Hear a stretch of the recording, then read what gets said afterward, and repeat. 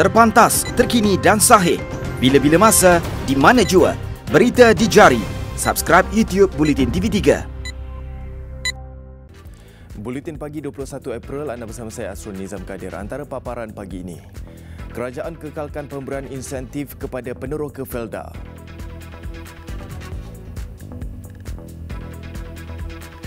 Juga polis buka siasatan kes penularan rakaman prosiding Najib Razak.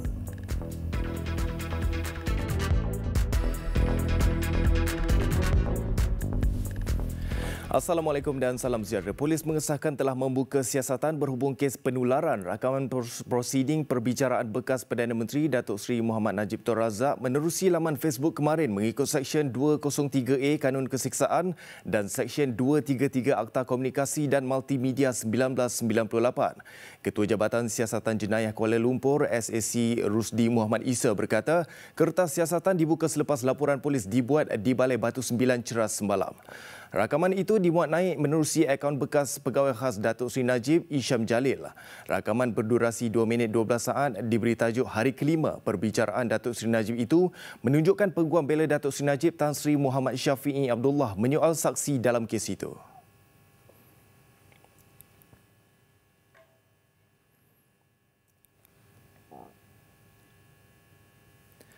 50 lori dan trailer ditahan menerusi Ops Khas Jabatan Pengangkutan Jalan JPJ semalam kerana melanggar pelbagai kesalahan mengikut Akta Pengangkutan Awam Darat APAD 2010 dan Akta Pengangkutan Jalan APJ 1987. Ketua Pengarah JPJ Datuk Seri Syahrudin Khalid berkata, operasi membabitkan laluan Bukit Tagar, Dengkil Nilai itu disertai 13 pasukan Ibu Pejabat JPJ Putrajaya, Kuala Lumpur dan Selangor. Kes lebih muatan sebanyak 20 kes yang kita ambil tindakan di bawah Akta Pengangkutan Awam Darat APAD, yang mana lebih muatan yang biasanya melebihi 35% kita akan saman. Kemudian ada juga kes di bawah APJ iaitu 30 kes, yang mana ianya juga melibatkan ada kes-kes lain termasuklah 18 kes lori parking lori kecemasan dan tidak ada lesen memandu, dan juga ada kesalahan teknikal termasuk lori-lori yang menambah pagar. Operasi besar-besaran itu dilakukan selepas JPJ menerima banyak aduan awam khususnya membabitkan lori yang membawa lebih muatan di jalan raya. Datuk Seri Syahrudin menegaskan operasi khas itu bukan dilakukan susulan isu penahanan anggota JPJ Pulau Pinang. Sebaliknya, ia hanyalah operasi biasa. Beliau berkata setakat semalam 13,745 kes lebih muatan dilaporkan di seluruh negara. Ia membabitkan kutipan kompaun 1.7 juta ringgit.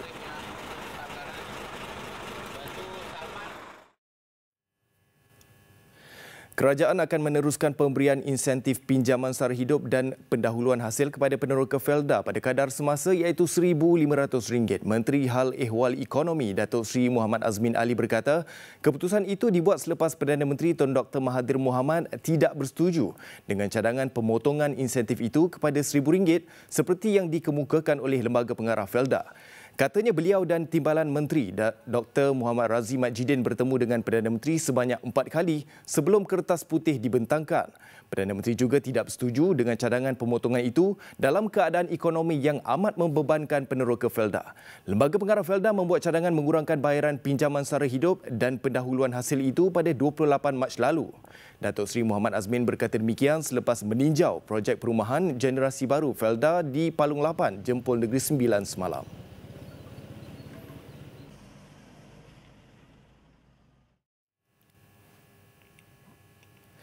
Selepas lebih setahun menunggu, akhirnya projek perumahan rakyat PPR di Jalan Kelocor, Jalan Wakaf Mek Zainab, Kota Baru yang mempunyai 1,000 unit sudah diduduki oleh penduduk yang layak. Majlis penyerahan surat tawaran bagi menduduki kediaman itu diserahkan oleh Menteri Perumahan dan Kerajaan Tempatan Zuraidah Kamaruddin bagi penduduk fasa pertama sambil berharap mereka dapat menjaga kemudahan yang diberikan. Kata menterinya Zuraidah Kamaruddin, fasa pertama 480 penduduk mendapat surat tawaran berkenaan dan baginya akan menerima jawapan pada Jun depan. Permohonan bagi mendapatkan kediaman berkenaan diuruskan Kerajaan Negeri Kelantan yang menyerahkan kepada kementerian berkenaan untuk diluluskan mengikut syarat ketat ditentukan, antaranya berpendapatan isi rumah di bawah RM3,000. Sebab itu kita menubuhkan Sekretariat Muafakat Komuniti yang terdiri daripada kaki tangan KPKT sendiri, dan mereka akan bertugas di sini sebagai full time untuk memastikan bahawa penduduk di sini faham tentang syarat-syarat untuk mereka dapat tinggal di sini, dan juga bagaimana kita nak melatih mereka agar mereka menjadi masyarakat yang berdaya dari semua aspek tadilah, penjagaan properti, penjagaan hartanah, penjagaan perumahan ini, dari segi kebersihannya, dari segi keselamatannya, dan juga lagi program-program gotong royong. Beliau berkata demikian ketika berucap di majlis penyerahan surat tawaran dan perasmian pejabat Sekretariat Muafakat Komuniti Program Perumahan Rakyat PPR Kota Baru. Jelasnya, pejabat Sekretariat di PPR Kota Baru itu akan menjadi model kepada komuniti perumahan seluruh negara yang turut akan menjelaskan dasar kerajaan dan aktiviti kementerian berkenaan.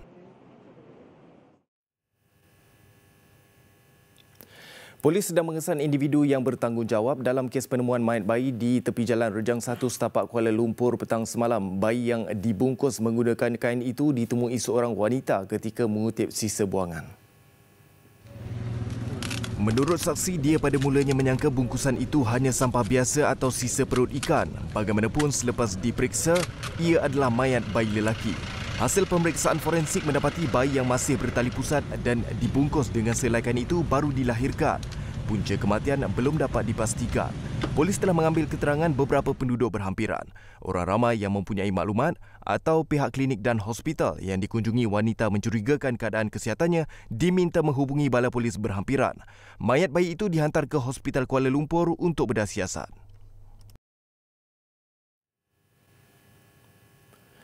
Keluarga Muhammad Aidil Amsyar Muhammad Hafizuddin yang meninggal dunia ketika dalam jagaan pengasuhnya kemarin reda dengan pemergian kanak-kanak 18 bulan itu.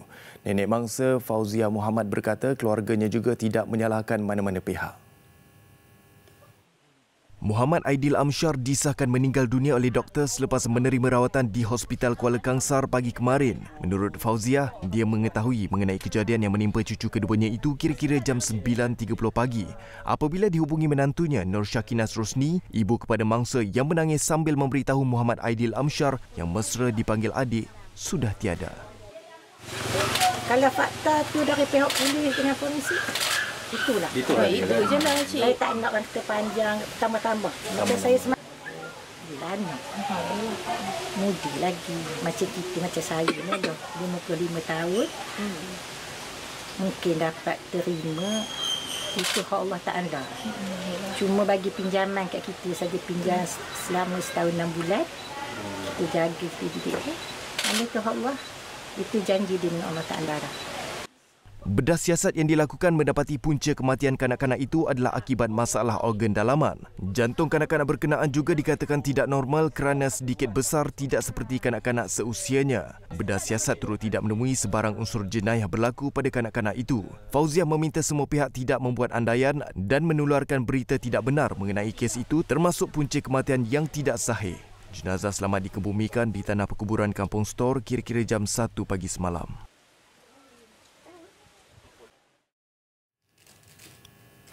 Kerajaan negeri sedang mempertimbangkan untuk membina satu lagi pusat latihan Jabatan Sukarelawan Malaysia Rela di Pantai Timur Sabah. Pembinaan pusat baru itu bagi menghargai khidmat diberikan anggota rela. Timbalan Ketua Menteri Sabah Datuk Jaujan Sambakong berkata pusat latihan baru adalah bagi memudahkan anggota khususnya yang berada di Pantai Timur.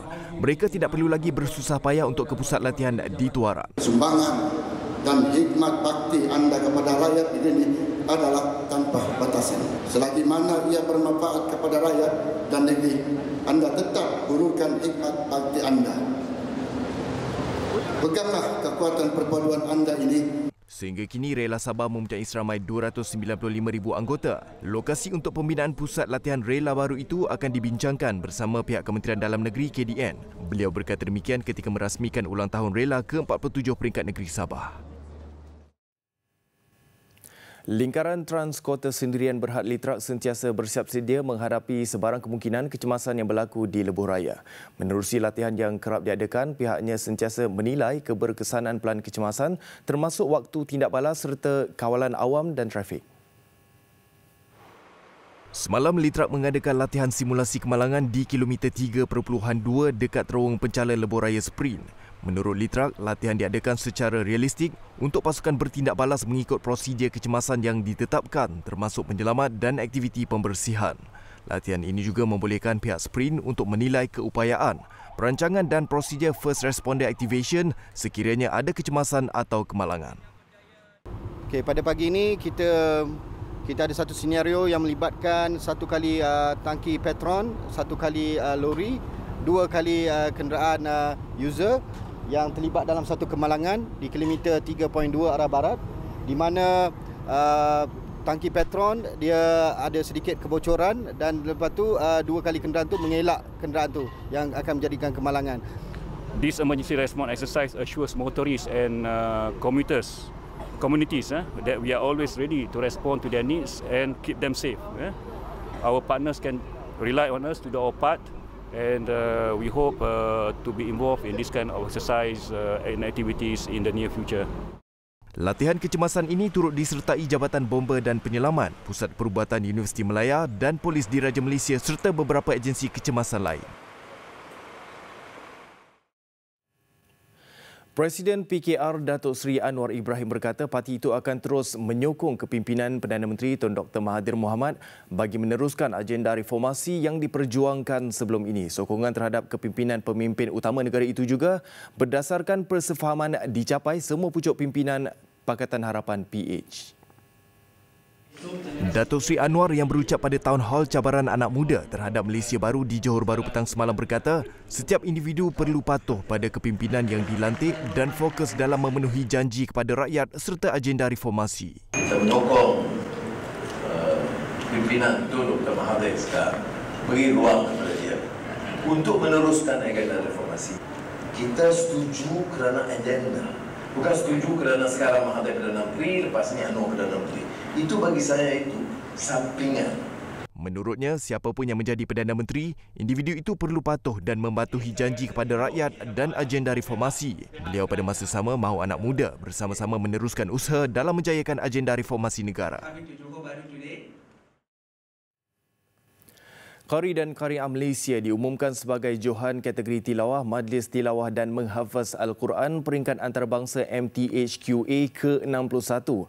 Abdul Khair Jalil dan Nur Farhatul Fairuzah Panut masing-masing membawa pulang jongkok emas bernilai RM70,000, piala iringan serta wang tunai RM40,000.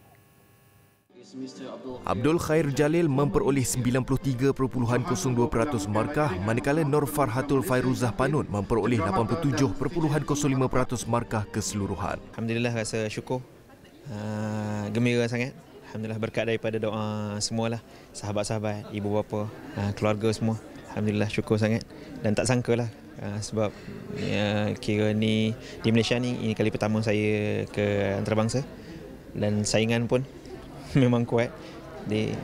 Tak jangka lah. Alhamdulillah. Saya berasa sangat bersyukur kehadrat Ilahi kerana diberikan kemenangan yang sangat besar atas segala usaha dan semua doa yang diberikan kepada daripada ibu, ayah, arwah ayah, kawan-kawan, guru-guru dan semua pihak. Bagi naib Johan Qari dan Qari'ah kategori sama, pemenang membawa pulang wang tunai bernilai RM30,000, manakala tempat ketiga wang tunai RM20,000. Bagi kategori menghafaz Al-Quran, Johan diungguli oleh Qari Sweden, Muhammad Abdi dan Qari'ah Niger, Fatuma Oseni Musa yang turut sama membawa pulang jongkok emas bernilai RM70,000, piala iringan dan wang tunai bernilai RM25,000. Berlangsung di Dewan Plenari Pusat Konvensyen Kuala Lumpur, pengurniaan hadiah disempurnakan Sultan Perak Sultan Nazrin Shah, hadir sama Perdana Menteri Tun Dr. Mahathir Mohamad. Bertemakan menyantuni umat membawa rahmat, MTHQA 2019 berlangsung dari 15 hingga 19 April 2019. 14 juri dari pelbagai negara termasuk Malaysia, Arab Saudi, Mesir, Jordan, Indonesia, Singapura dan Brunei. Penganjuran tahunan acara ini adalah komitmen Malaysia dalam menerapkan budaya minat membaca Al-Quran, memahami intipati serta mengaplikasikan tuntutan dan larangan Allah dalam kehidupan. Besar impaknya. Pantas menampilkan prosiding ini secara dalam keuangan maya. Berita di jari. Subscribe YouTube Bulletin TV3. Laporan antarabangsa, 386 kematian dilaporkan sepanjang perayaan Songkran di Thailand pada tahun ini daripada sejumlah 3,338 kes kemalangan jalan raya yang dilaporkan. Menurut Jabatan Pencegahan dan Pengawalan Bencana Thailand, faktor memandu di bawah pengaruh minuman keras dan memandu laju antara punca utama kemalangan. Begitupun jumlah kematian ketika perayaan Songkran antara 11 hingga 17 April lalu turun sebanyak 8% berbanding tahun lalu. Manakala lebih 80% kemalangan yang dilaporkan melibatkan motosikal. Wilayah paling tinggi kadar kemalangan maut adalah di Lopburi, Udon Thani dan Nakhon Si Thammarat. Manakala Krabi, Phang Nakhon, Sukhothai dan Angthong tidak mencatat sebarang kemalangan maut.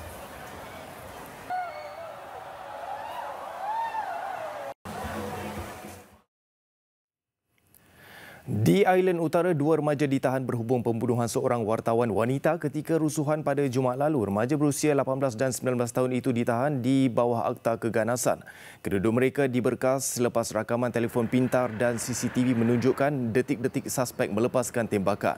Mangsa dikenali sebagai Lyra McKee ditembak mati ketika membuat liputan insiden rusuhan di Londonderry.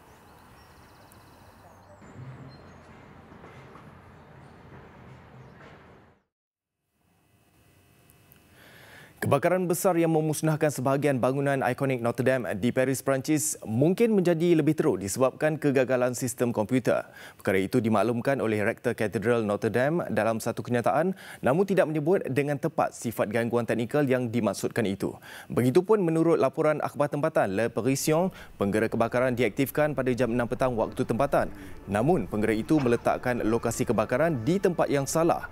Ia sekaligus disyaki menjadi punca kebakaran merebak dan tidak sempat dikawal. Dan ketika ini penyiasat mengesyaki litar pintas elektrik sebagai punca api tercetus. Besar impaknya. Selepas pantas menampilkan prosiding ini secara keuangan maya. Berita di jari. Subscribe YouTube Bulletin TV3. Beralih ke perkembangan sukan bola sepak Liga Super. Empat lagi aksi ke-10 Liga berlangsung malam tadi menyaksikan Johor Darul Takzim JDT terus melebarkan rekod tanpa kalah dengan kemenangan ke-8 mengatasi PKNS FC 3-1 di gelanggang sendiri. Juga meraih 3 mata penuh pencabar terdekat Pahang yang menundukkan Perak di tempat lawan dengan keputusan 1-0.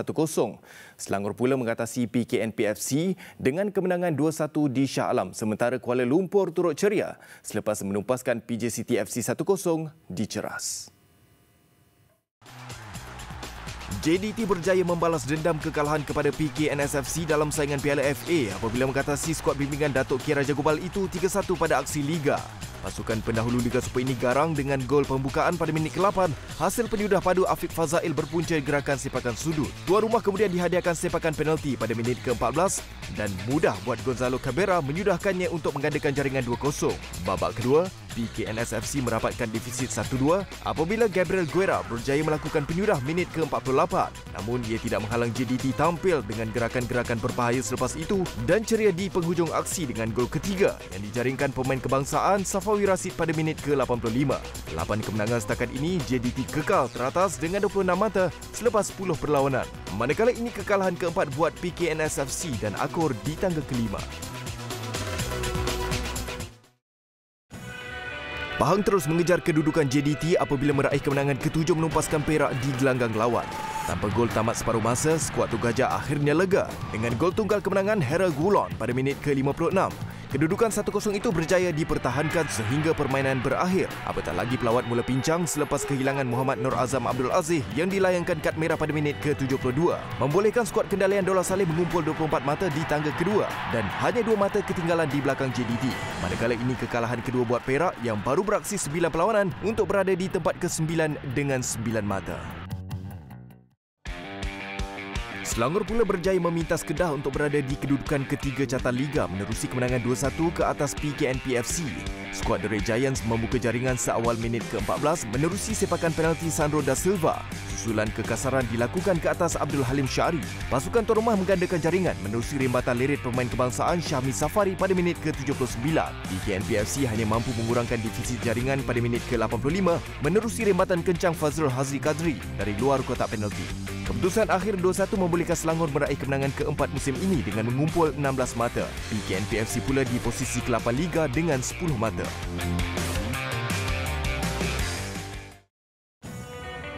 Kuala Lumpur berjaya meraih kemenangan kedua musim ini, menampilkan penguasaan pada sebahagian besar aksi penyudah pemain pertahanan Ashrik Cucu pada minit ke-50. Bagaimanapun cukup untuk skuad The City Boss menewaskan pasukan jiran PJ City FC dengan kemenangan tipis 1-0. Apapun, kemenangan ini gagal mengeluarkan Kuala Lumpur dari posisi tercorot Liga dengan baru mengumpul 7 mata. Manakala PJ City FC kini di tempat ke-10 dengan 8 mata.